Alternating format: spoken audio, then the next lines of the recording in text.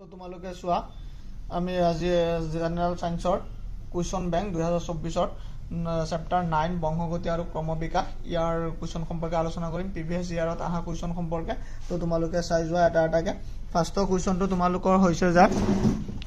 যিবোৰ অংগৰ উৎপত্তি বেলেগ কিন্তু দেখাত একে আৰু একে কাৰ্য সম্পূৰ্ণ কৰে সেইবোৰ হ'ল আমি জানো সমবৃত্তি সেইবোৰ অংগ কি সমবৃত্ত অংগ বুলি কোৱা হয় তেতিয়া এটো হৈছে সেলসি 16ত আহিছে চাই লবা ইয়াৰ আগৰ কুৱেশ্যনটো চোৱা ইয়াৰ আগৰ কুৱেশ্যনটো তোমালোকে চাব পাৰা যে মানুহৰ উৎপত্তি হৈছিল ইয়াতে চাৰিটা দেশৰ নাম দিছে তো তোমালোকৰ শুদ্ধ আনসাৰ হৈছে আফ্ৰিকাত মানুহৰ উৎপত্তি হৈছিল ইয়াৰ আগৰ প্ৰশ্নটো চাব পাৰা ইয়াৰ আগত আমাক কৈছে যে জীৱৰ ক্ৰমবিকাশ প্ৰক্ৰিয়া যি প্ৰক্ৰিয়াৰ দ্বাৰা কোনো এটা প্ৰজাতি জীৱসমূহ চাৰিত্ৰিক বৈশিষ্ট্যসমূহ ভিন্ন কাৰকৰ প্ৰবাহৰ ফলত পৰিৱৰ্তন ঘটি নতুন চাৰিত্ৰিক বৈশিষ্ট্য সম্পূৰ্ণ জীৱৰ উদ্ভৱ হয় এই প্ৰক্ৰিয়াটোক বোলা হয় এটো হৈছে প্ৰজাতিকীকৰণ প্ৰক্ৰিয়া তো তোমালোকে মনত ৰাখিবা অপচন ইয়াৰ একটো শুদ্ধ ইয়াৰ আগৰ প্ৰশ্নটো চাব পাৰা ইয়াৰ আগৰ প্ৰশ্নটো হৈছে যদি জিনীয় গাঁথনি ওখ টিটি আমি মটৰমাহ গছৰ সম্পৰ্কে জানো তাত কেপিটেল টিটি আছিলে ওখ আৰু চাপৰ স্মল টিটি যুক্ত গছৰ মাজত সংকুৰণ ঘটোৱা হয় পিছত আপত্য জোনত আমি কেনে ধৰণৰ গছ পাম আমি কেৱল ওখ গছ পাম তো এটো অপচন বি টো শুদ্ধ চিন দিয়া হোৱা আছে চাই লোৱা ইয়াৰ আগৰ 5 নম্বৰটো হৈছে সমখস্ত অংগ এটাৰ উদাহৰণ হ'ল তো সমখস্ত অংগ এটাৰ উদাহৰণ হৈছে পাৰৰ পাখি আৰু মানুহৰ হাত হৈছে সমখস্ত অংগ তো তোমালোকে 9 নম্বৰ চেপ্টাৰ সমখস্ত আৰু সমবৃত্ত সম্পৰ্কে পঢ়িছা নিশ্চয় তো ইয়াৰ আগৰ প্ৰশ্নটো চোৱা 6 নম্বৰটো তলৰ কোনজোৰ ক্ৰমজমে মানুহৰ সন্তানৰ ক্ষেত্ৰত পুৰুষৰ লিংগ নিৰ্ধাৰণ কৰে আমি জানো লৰা লিংগ নিৰ্ধাৰণ কৰে XY আৰু ছোৱালীৰ XX তো এটো হ'ব XY তো ইয়াৰ আগৰ প্ৰশ্নটো চাব পাৰা ইয়াৰ আগৰ কিটা তোমালোকক শৰ্ট কুৱেশ্যন খুদিছে 2 নম্বৰটো হৈছে প্ৰকৃতিত কিয় আমি চাপৰ মটৰমাহ গছতকৈ ওখ মটৰমাহ গছ বেছিকে পাও তো ইয়াৰ আনসাৰটো তোমালোকে চাই লোৱা যে মেন্ডেলৰ সূত্ৰ অনুযায়ী ওখ আৰু চাপৰ গছৰ সংকুৰণ হলে ওখ আৰু চাপৰ গছৰ অনুপাত 3:1 হিচাপে হয় কেহে চাপৰ মটৰমাহ গছতকৈ ওখ মটৰমাহ গছ বেছি দেখা যায় তো নিশ্চয় বুজি পাইছা ইয়াৰ আগৰ প্ৰশ্নটো চোৱা মেন্ডেলৰ পৰীক্ষা ব্যৱহৃত ওখ আৰু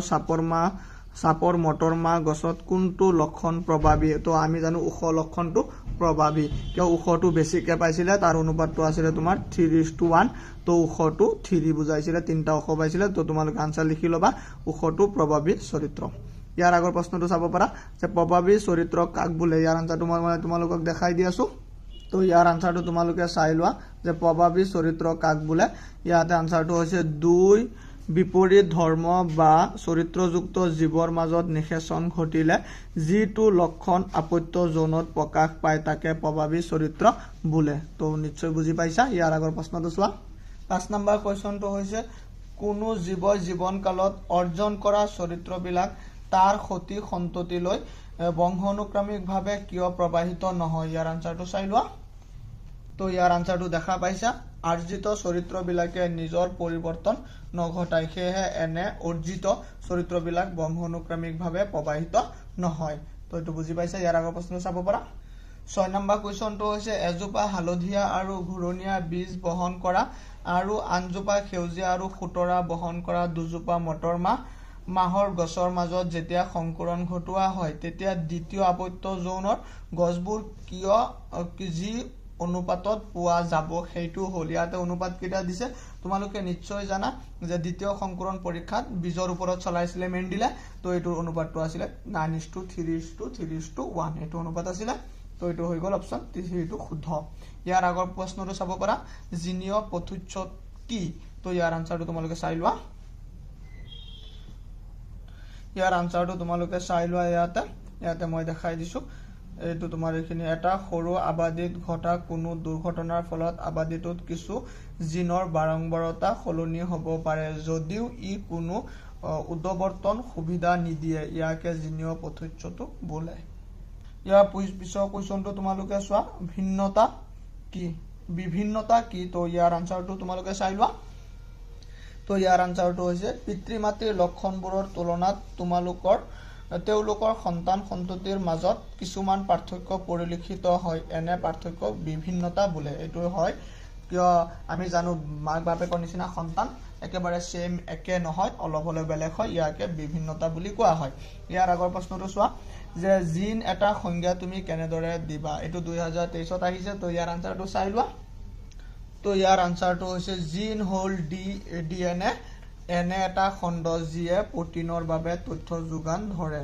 ই জীৱৰ লক্ষণ বা চৰিত্ৰ নিয়ন্ত্ৰণ কৰিব পাৰে তো এইখিনিলৈকে আছিল শৰ্ট কোৱেশ্চন আৰু এমসিকিউ তো ইয়াৰ আগৰ কোৱেশ্চনটো চাই লোৱা নিশ্চয় তোমালোকে উপকৃত হবা ভিডিওটো ভালকে চাবা আৰু কমেন্টত জনাবা কেনেকুৱা লাগিছে ভিডিওটো মই আগৰ প্ৰশ্নবোৰ দেখাই দি আছো এইকিটা তোমালোকৰ 2-3 মাৰ্কৰ প্ৰশ্ন আছিল তোমালোকে চাই লোৱা প্ৰিভিয়াস ইয়াৰত আহা প্ৰশ্ন গোটেই কিটা 18 19 আহা প্ৰশ্ন 17